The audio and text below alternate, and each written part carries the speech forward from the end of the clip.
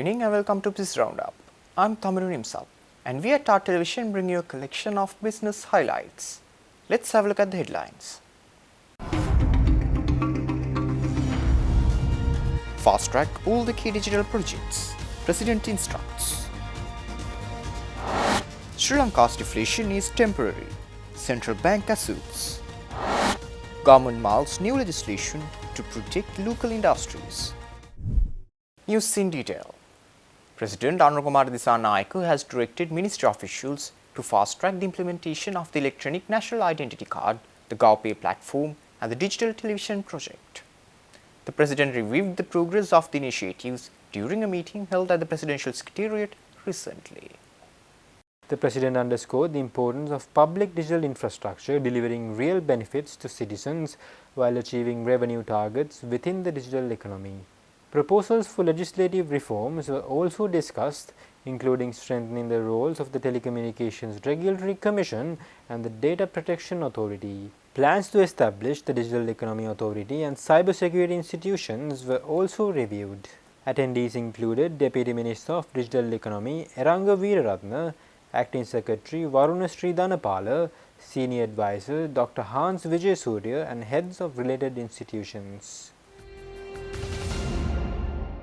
Central Bank of Sri Lanka Assistant Governor Dr. C. Amarasekara recently said that the recent spell of deflation in Sri Lanka is expected to be short-lived, lasting no more than 2 to 3 months.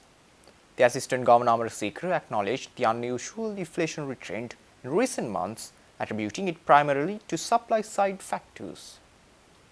Central Bank of Sri Lanka Assistant Governor Dr. C. Amarasekara made these observations speaking at the Q&A session following the CBSL's public lecture on state of the economy as reflected in the Annual Economic Review 2024 last Friday.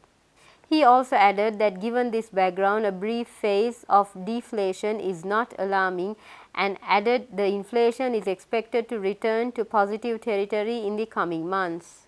He explained that lower electricity tariff cycles resulting from the successive downward revisions and reduced fuel price were the main contributors. He asserted that it benefited with lower input costs for businesses. He recalled that the economy is recovering from a period of extreme inflation which peaked at 70% in September 2022. CBSL Economic Research Department Director Dr. S. Jagajeevan reinforced this optimism, stating that 2024 saw notable economic growth, disqualifying the current environment being classified as stagflation, where both growth and inflation declined. She pointed to the robust credit growth as evidence of rising demand. She also confirmed that both inflation and demand side conditions are being closely monitored to ensure macroeconomic stability. The Central Bank of Sri Lanka reported a decline in the Purchasing Managers Index for manufacturing to 40.1 and the PMI for services recorded an expansion of 60.6. This was revealed by the latest data revealed by the Central Bank of Sri Lanka recently. Disruptions to supply chains also contributed, with the stock of purchasers sub-index declining in line with reduced demand and output. Despite this, manufacturers are optimistic about improved demand in the coming months. The wholesale, retail and the financial services sectors performed strongly due to festive demand and increased lending activities. However, extended holidays and uncertainties around US import tariffs impacted overall business activities, particularly in freight forwarding. Notably, new business and employment in the services sector saw growth, with positive expectations for the next quarter, supported by the temporary suspension of US import tariffs. The National Organic Control Unit under the Sri Lanka Export Development Board has successfully conducted its second awareness program for 2025, promoting organic agriculture and sustainable practices. The event in Matale drew nearly 100 participants, including farmers, exporters and government officials. Attendees benefited from interactive sessions on organic farming, certification procedures and market opportunities, equipping them with practical knowledge to meet global organic standards. Key experts including Dr. Priyanka Disanayake from the Department of Agriculture and Mr. Kasun Giganage of Control Union Inspections shared valuable insights. EDB officials led by Deputy Directors Jayalat Hevage and Gayani Vijaythilaka highlighted the importance of building a credible and transparent organic value chain to meet the growing global demand for certified organic products. Stay tuned. We will return after this short commercial break.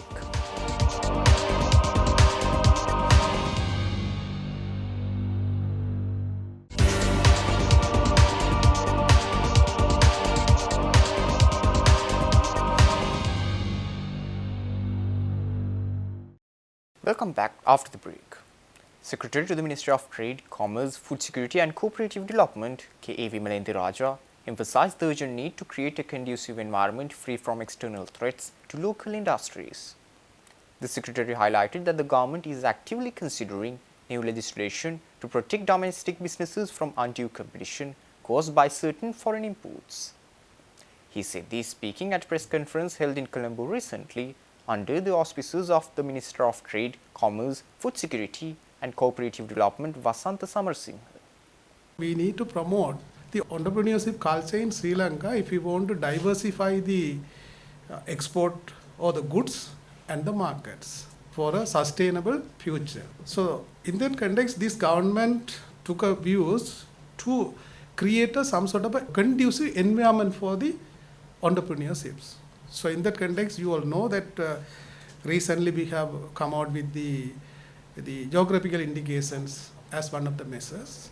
And this one also we are bringing, as the Commerce Officer mentioned, we are bringing a trade remedy laws, which is in detail we can call Anti-Dumping and Countervailing Act number 2 of 2018 and Safeguard Measures Act number 3 of 2018, which together we say Trade Remedies Act.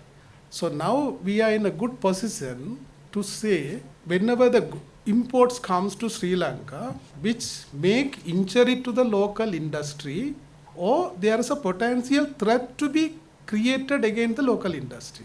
So in those two instances where we can take measures under our domestic law, for that we have prescribed the regulations. I think subsequently it will be presented to you. Secretary Vimalendra Raja further noted that Sri Lanka welcomes new entrepreneurs and young innovators, encouraging them to contribute to the country's economic advancement. He stressed the importance of policies that strike a balance between protecting local enterprises and promoting responsible foreign trade.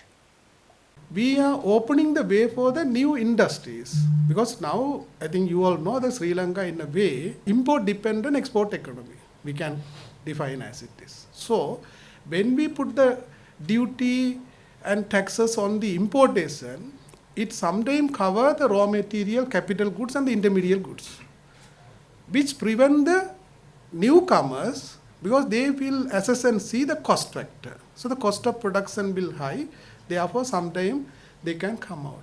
Now the younger generations are very much interested become an entrepreneurship.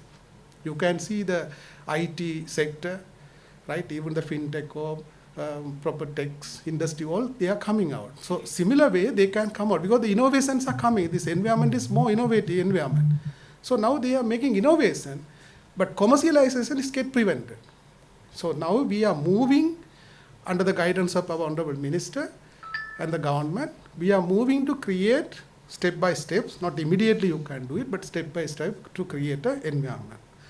So today, this we have done, you can see the back act number is 2018, but the regulation comes in 2025, 7 years later, right? So that's why we want to see this as a media people and the commercial sector representative and the government entities. You need to take this message to the people where it has to be reached. President Anil Kumar Disanayake directed to form a committee under the Presidential Secretariat tasked with steering the airline toward recovery. The directive came during a meeting held at the Presidential Secretariat attended by Sri Lankan Airlines Board of Directors and trade union representatives. The discussions focused on retaining state ownership, eliminating losses, and ensuring the airline's recovery through collective efforts. The President emphasized the shared responsibility of the workforce in rebuilding the national carrier, highlighting the 20 billion rupees allocated from the national budget and the importance of fiscal accountability. He also welcomed the achievement of April's operational revenues surpassing targets as a positive trend. Trade unions, including the Flight Attendants Union, the Airline Pilots Guild, and the Licensed Aircraft Engineers Association, pledged their support for new proposals presented by the Board of Directors. Stay tuned. We will return after this short commercial break.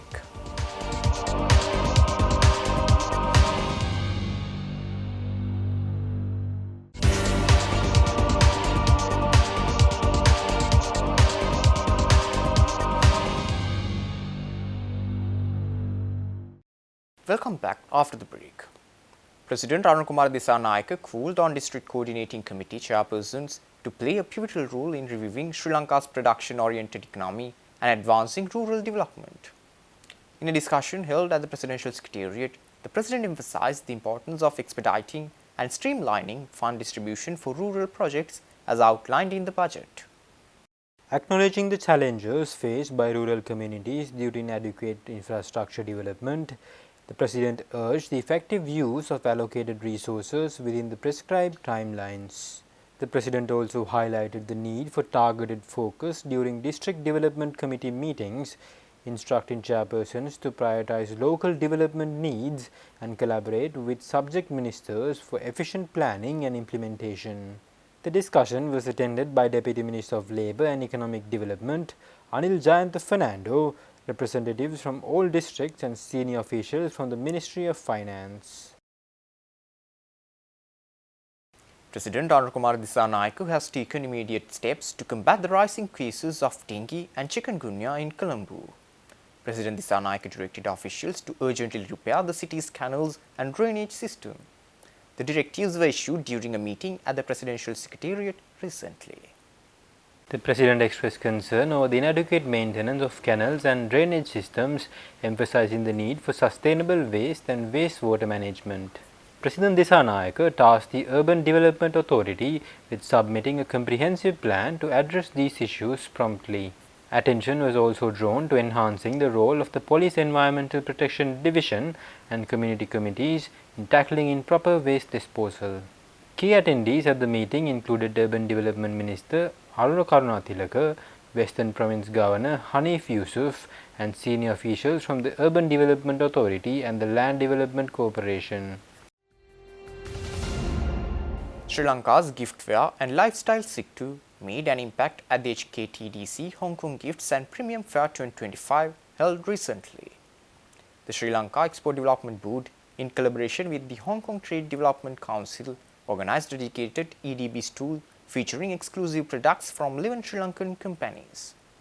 The products on display included batiks, handloom textiles, ceramic and eco-friendly items like bamboo and rattan products. A 3-member trade delegation also participated, representing Dazzle, Sina Eco and Joseph's Foundation, aiming to explore new opportunities in the global market.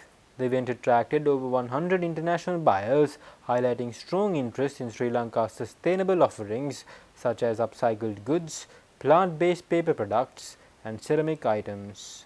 Adding to the momentum, Derek Hung, Honorary Counsel for Sri Lanka in Hong Kong, visited the stall and facilitated discussions on mobilizing the Sri Lankan diaspora to enhance product promotion.